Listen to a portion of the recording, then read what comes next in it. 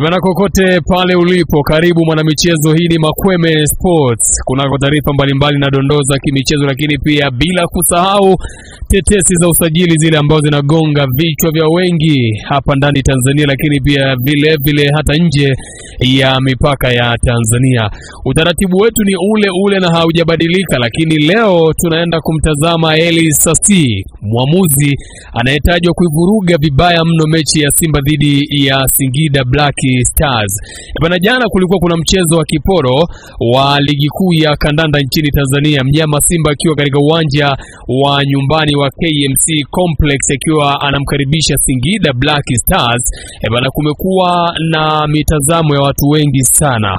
Mwamuzi Eli Sasi amemaliza mechi hiyo akiwa yeye ndo man of the match, watu wengi wanavyosema. Yani mechi ya jana kati ya Simba dhidi ya Singida Black Stars, mechi ilimalizwa mikononi mwa Eli Sasi mwenyewe. Yani tunaweza tukasema kwamba ushindi wa jana wa Simba ulikuwa umeamuliwa ama ulikuwa umepangwa na mwamuzi wa kati Eli Sasi. Mchezo ambao huo umechezwa katika uwanja wa KMC Complex, bwana, mwamuzi huyo amefanya maamuzi manne makubwa ya hovyo ambayo yamezalisha matokeo kumalizika kwa 1-0. Nikizungumzia matokeo ya 1-0 na nikizungumzia matukio ama maamuzi makubwa ya hovyo ni kama ifuatavyo. Karabo Shamo ambaye ni mlinzi wakati wa Simba alistahili kadi ya njano na Singida kupata penalty baada ya madhambi kufanyika ndani ya boksi la Simba. Namzungumzia Jonathan Soa ambaye ni mshambuliaji wa Singida Black Stars na jana alikuwa yendo mwiba katika safu ya ulinzi ya Simba.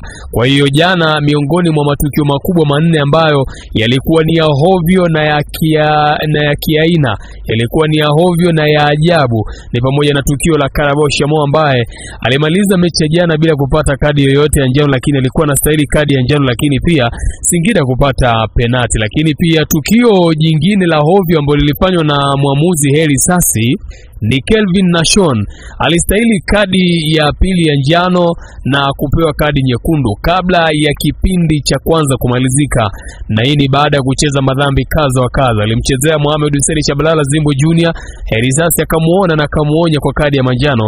Lakini tukio lingine alicheza rafu mbaya kabisa kwa Eli Mpanzu Kibisawala, lakini hakupata kadi ya pili ya njano na kadi ya pili nyekundu ambayo inaweza kumtoa nje kwenye mchezo.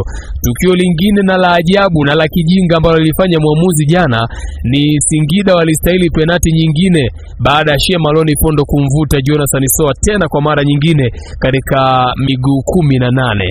Iko rabsha ilitokea kati ya Jonathan Soa pamoja na mlinzi wakati wa Simba, namzungumzia Shea Maloni Pondo. Kwa hiyo pia hili ni miongoni pia mwa tukio la ajabu lililofanywa na mwamuzi Eli Sasi kwa upande wa jana katika mchezo wa ligi kuu ya kandanda nchini Tanzania.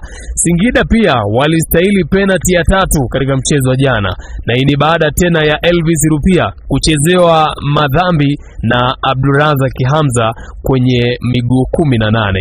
Kiufupi ni kwamba mchezo wa jana ambao Simba alishinda goli 1-0, man of the match ilikuwa ni mwamuzi ambaye ni Eli Sasi. Matukio makubwa manne yamezalisha matokeo ya goli 1-0 ambapo Singida jana alinyongwa mchana kweupe na mwamuzi Eli Sasi. Je, waamuzi wa Tanzania hawajui, wanafanya makusudi au wanachezesha kwa maelekezo? Hii ni Makweme Sports.